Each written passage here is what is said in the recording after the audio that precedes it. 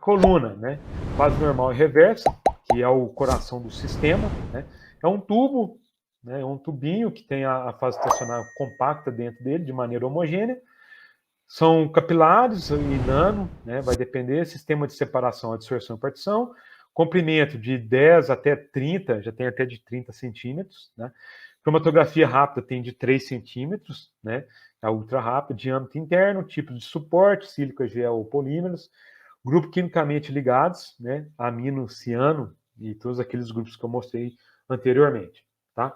A coluna, ela sempre tem que ter uma pré-coluna, né? Essa pré-coluna, ela tem o objetivo de remover algum material particulado que está sendo injetado na coluna, né? Isso evita entupimento de coluna pelo alto custo que é essas colunas cromatográficas, né?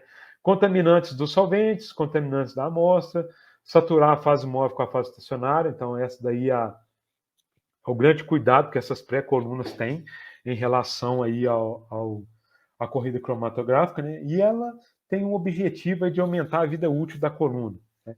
Então, se você trabalha aí sem essa pré-coluna, você vai estar interferindo aí na eficiência dela, na vida útil que essa coluna vai ter para as corridas cromatográficas, tá? A classificação das colunas em relação à separação, né? Então, aqui tem uma gama aqui de colunas, né, rápidas, capilar, recheado, então vai depender aí do analito que você está analisando, tá? Eu não estou entrando em detalhe em cada item, porque senão a gente ia ficar discutindo aqui cada uma e como que é o jeito cromatográfico de fazer essas separações, ok? Então, cuidados, né? Manter a coluna sempre vedada, né? Senão a gente pode evitar aí de ocorrer, a coluna pode fungar se estiver aberta, pode secar e gerando assim trincas, né? Evitar choques de pressão térmicos e mecânicos, né?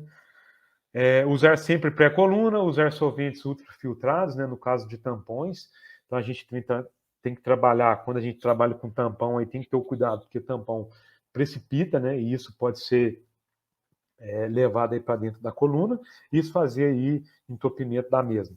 Tá? Filtrar as amostras, né, que é o importante aí em toda injeção cromatográfica, obedecer suas especificações, eliminar sais, tampões, aditivos antes de finalizar a análise, né? Então a coluna tem que ser armazenada sempre no solvente orgânico, né? Ou senão naquele solvente que o fabricante, né, propôs lá no seu manual. Então você tem sempre que ler o manual aí para ver qual que vai ser o solvente ideal aí para o armazenamento dessas colunas. Fazer diagnóstico periódico, né, dessa coluna, no caso lá de calcular o número de pratos teóricos, para ver se a eficiência ainda está de acordo com aquilo que, quando você fez a ativação dela, está funcionando perfeitamente. Tá? Limpeza, aí como que é feita a limpeza, né? Em sílica de fase reversa, o fluxo de 1 a 2 ml por minuto, então isso aí são tudo utilizados na prática, né? Os injetores podem ser de maneira manual ou automática, né?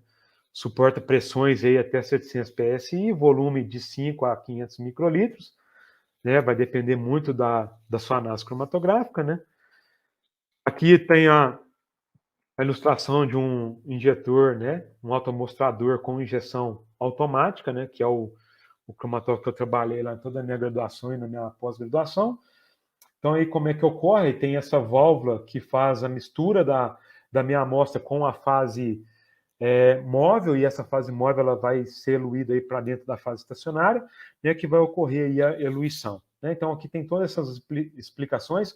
Quando a seringa vai e injeta nesse loop, né, a gente chama de loop, uma hora ele está aberto, uma hora fechado, então faz a mistura e isso é injetado na coluna cromatográfica, né?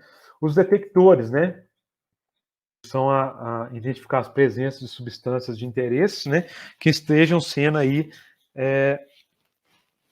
analisadas, ok?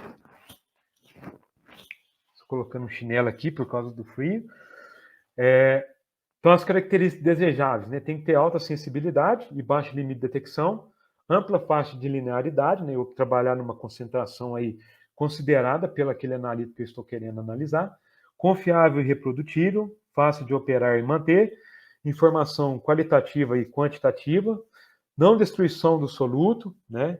Porque ele não pode destruir o meu analito, senão como é que a gente vai estar aí detectando ele, né? Insensibilidade à mudança da fase móvel e temperatura, né? Ele não pode ter alterações em relação à mudança da minha fase móvel, ou se não até mesmo a temperatura, uma resposta rápida e linear, de acordo com as concentrações do soluto, e baixo nível de ruído, né, que é o mais interessante, senão a gente pode estar misturando aí o que estamos querendo analisar com o ruído, né, que não é o composto que a gente está analisando.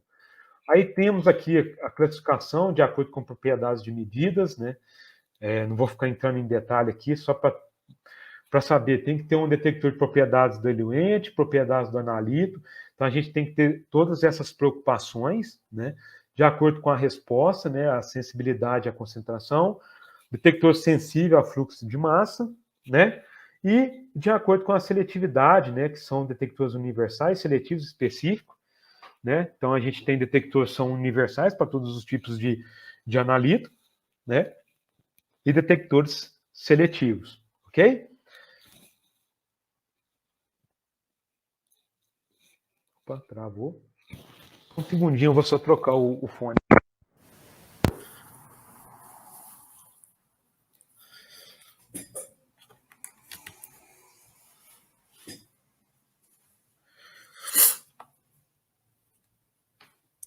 O fone estava com mau contato para mim, não sei se para vocês, tá? Estava chiando aqui. Agora eu peguei um outro aqui. Acho que esse aqui está melhor. Detectores mais comuns são o V visível, né, que é de absorvância, fluorescência, índice de refração, que é um detector universal, espectrometria de massas, né, e outros. Tem eletroquímico, condutividade, infravermelho, etc. Então, as definições importantes aí para cada detector: questão de ruído, né, distúrbio da linha base, que não está relacionado com o analito eluído, resposta linear, né, faixa de linearidade, limite inferior de linearidade, limite superior de linearidade. Então, tem que ter um limite mínimo e máximo aí para a quantificação desses compostos, ok? Então, aqui só um comparativo de todos esses detectores, tá? Depois a gente pode discutir mais se alguém tiver interesse. Eu trouxe alguns detectores, né, que são os mais utilizados aí no HPLC. Aqui tem o VVIS e o rede de diodos. Eles são a mesma finalidade, então a gente vai trabalhar aí com uma absorbância, né? E isso só vai alterar que no UV visível a gente consegue trabalhar até com 2 canais de comprimento de onda, enquanto a rede de diodos aí a gente consegue trabalhar aí com toda a faixa de linearidade aí do UV visível, né? Que é de 200 a 700 nanômetros aproximadamente, né? Quando vários grupos funcionais são expostos à radiação, sofrem excitação eletrônica, né? A qual resulta na absorção de energia em comprimentos de ondas específicos para cada grupo. Então, nesse detector, a gente tem aí a característica do comprimento de onda para cada analito a ser analisado, né? E isso aí a gente consegue até quantificar aí pela resposta, tá? Tem perguntas ali, depois eu vou responder, da Angélica, da Tamara, tá? Depois eu acho que o Silvino vai abrir para a gente responder. Comprimento de onda, né? 210 a 380 no UV e 380 a 800, né? Tinha falado de 700, mas pode ir até 800 no visível. 90% dos compostos orgânicos absorvem luz em algum lugar da região UV visível. 65% das amostras analisadas por LC absorvem luz na região de comprimento de onda 254 nanômetros. Então, essas daí são as características, né, desse detector. Aqui algumas vantagens, né? Alta sensibilidade, não destrutível, permite trabalhar com gradiente, né? Isso é um detector que a gente pode mudar aí um sistema isocrático para gradiente que vai continuar tendo uma resposta considerada. Responde a larga faixa de concentração, então eu consigo trabalhar numa escala grande e linear em relação à concentração desses compostos, né? Relativamente insensível à variação de T e vazão da fase móvel, né? Então, temperatura e vazão, igual foi explicado ali pelo gradiente, não vai alterar aí na resposta desse detector, ok? Então, aqui uma explicação: o V visível só com um feixe de comprimento de onda, né? Nesse caso aqui um fotodiodo, e aqui um arranjo de diodo, né? Então a gente consegue ter uma varredura de todo a escala aí do V visível, né? Então a gente consegue abrir os cromatogramas em qualquer comprimento de onda, naquela escala que foi selecionada de de 200 a 800 nanômetros. Tá? Então, esses são detectores mais caros, né? O da professora Graça, que eu mostrei na figura lá do DQI, ele é um DAD, então ele tem essa rede de diodo, enquanto que estamos trabalhando lá no INCT agora, ele é um V visível, né, um fotodiodo, que a gente tem que escolher, né, um comprimento de onda. Então, para a gente selecionar o comprimento de onda, a gente tem que buscar na literatura o comprimento daquele composto que estamos querendo analisar e fazer uma varredura em diferentes comprimentos de ondas, né, diferentes corridas aí para ver qual que vai ter uma maior resposta naquele comprimento de onda. Okay? Aí isso está explicando qual o comprimento de onda ideal para a análise, então sempre vai buscar aquela que tem uma maior sensibilidade, né? Aquele que tem uma maior resposta. Igual aqui, ó, o de 215 tem uma resposta alta, enquanto 280 nanômetros que tem uma resposta muito baixa. Né? Então ele trabalha bem aqui na região de 215 nanômetros e tem uma resposta, uma resolução, uma seletividade, uma resposta maior do que o de 280. Então você sempre vai buscar aquele que tem uma maior sensibilidade, né? Aquele que tem uma maior resposta. Ok? Aqui uma análise, não vou ficar entrando em detalhe, que eu trouxe alguns exemplos no final de como é aplicado aí o HPLC, né? Para a gente não ganhar algum tempo aí. Sei que está todo mundo querendo já almoçar, 12h10, né? Então, não vamos ficar entrando em detalhe. Mas aqui é só para mostrar ó, a resposta, né? O tanto que mudou a resposta, a gente tinha um controle, aí aumentou a concentração, aumentando aí a faixa de linearidade desse detector, né? Usando aí um DAD, né? O detector de fluorescência, né? Então, eu posso dizer que é o segundo detector que é mais utilizado aí, perdendo só para o V visível. O nome já diz fluorescência, né? Detecta um composto de fluorescência natural. Aí a gente tem aflatoxinas, octotoxinas, o que se torna fluorescentes após a reação de derivação. Né? Então, se eu tenho um composto e ele não absorve a luz lá para ser analisado no V visível, ou senão eu posso usar o RID lá, o índice de refração, né, que é universal, porém a resposta é bem pequena e eu quero trabalhar com uma resposta, um composto que tem concentrações baixas, eu posso fazer uma reação de derivação, né, e posso fazer aí com esse composto, ele fluoresce, chegando no meu detector. Então eu consigo uma detecção dele. Então ele vai ser um composto derivado com algum composto derivatizante, né, e esse composto que vai ter a resposta no meu detector, né? Então, quando eu tenho compostos que não têm ligações conjugadas ou ligações pi, que não conseguem fluorescer, né? Baseia-se na medida da luz emitida pelas substâncias previamente irradiadas com a luz UV, né? Então, ela tem que ter essa excitação e ela vai ter a emissão, ela vai fluorescer e esse sinal que é detectado, tá? Isso bem resumido, tá, pessoal? Como é que ocorre aí essa detecção. Características, ó, são mais sensíveis, né, que o UV, né, de 10 a 1000 vezes maior que o UV, então eu consigo trabalhar numa faixa linear bem menor. Cerca de 15% das substâncias orgânicas são fluorescentes, né? Olha para você ver, só 15%, mas eu consigo pegar os 95% que não é e fazer fluorescer, fazendo um processo de derivatização. Específico e seletivo, moléculas com insaturações, absorvem e emitem radiação, não é destrutivo e permite gradiente, tá? Então tem as características semelhantes ao do UV aí, né? Então, elétrons pi conjugados, né? Aréis aromáticos é utilizado bastante usando a fluorescência. Substâncias não fluorescentes, a gente tem que fazer uma derivatização, né? E essa derivatização vai ocorrer aí a análise, né? No caso aqui é um ácido graxo, né? Eu uso aqui um derivatizante, o brometo de 2-naftacila, né? Então eu vou fazer a reação química. Essa reação vai gerar um complexo, né? Que agora ele tem um anel aromático ligado a ele e esse composto aqui consegue fluorescer. Então eu consigo analisar esse composto aqui, ó, nesses comprimentos de onda de excitação e emissão, tá? Então eu também tenho esses comprimentos aqui estabelecidos, né, de excitação e emissão para cada composto, ok? Então aqui só como que é o detector, como é que ele acontece, né? A diferença lá da luz que é irradiada, né? Então a gente não precisa ficar entrando em detalhe. Muito utilizado em análise de aminoácidos, né? Principalmente em sangue, em plasma, enfim.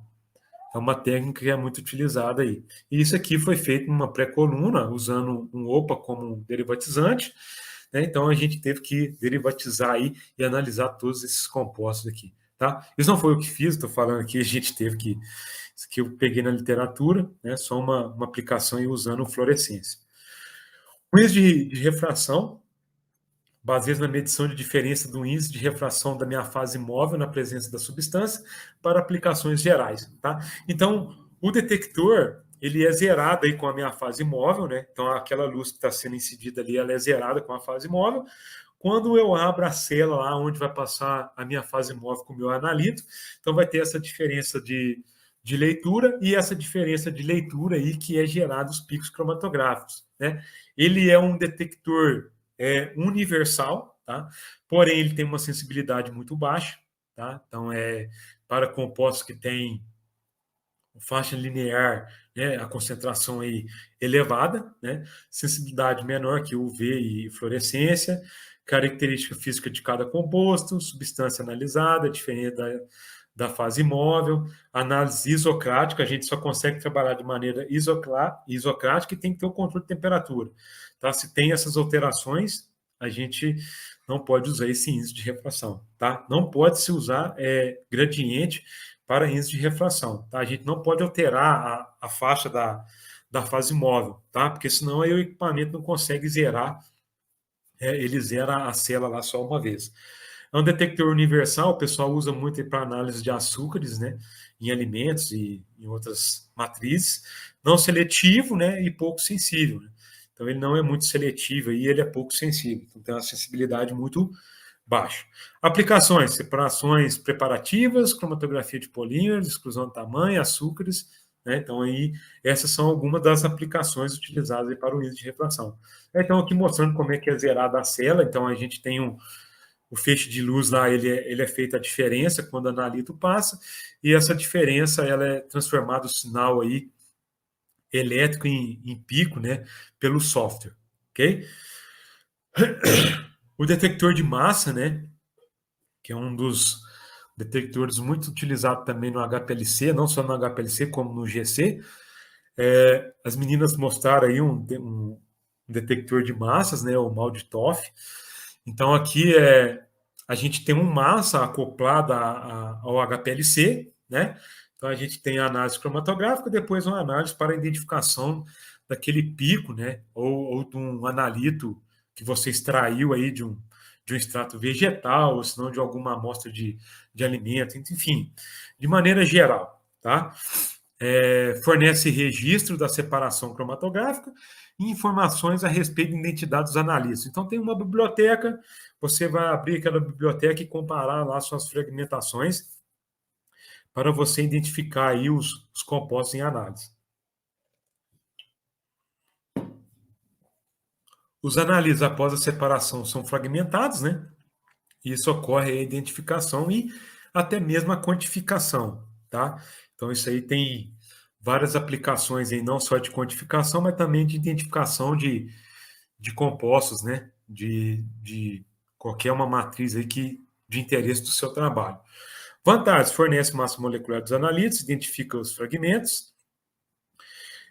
A desvantagem é que requer operador mais experiente do que o HPLC, tá? Não é que qualquer um pode chegar a mexer no HPLC, isso leva algum tempo, tá? E alguma prática, mas o massa tem que ter alguns cuidados maiores, que eles têm algumas estabilidades diferentes do HPLC, que a gente tem que ter um cuidado maior. E o custo, né, que é caríssimo, aí a gente não consigo jogar um valor em torno de, sei lá, $200.000, vai depender aí do equipamento que você está montando. Então, isso é muito relativo, igual foi respondido lá na palestra anterior. Então, ó, aqui tem alguns componentes principais, né? Não vamos entrar em detalhe, porque não é o caso nosso aqui de ficar identificando compostos, e sim quantificando, né? Então, aqui só uma representação da análise de carbamato, né? Usando aí as diferentes massa-carga, né? Então, é gerada aí a massa-carga,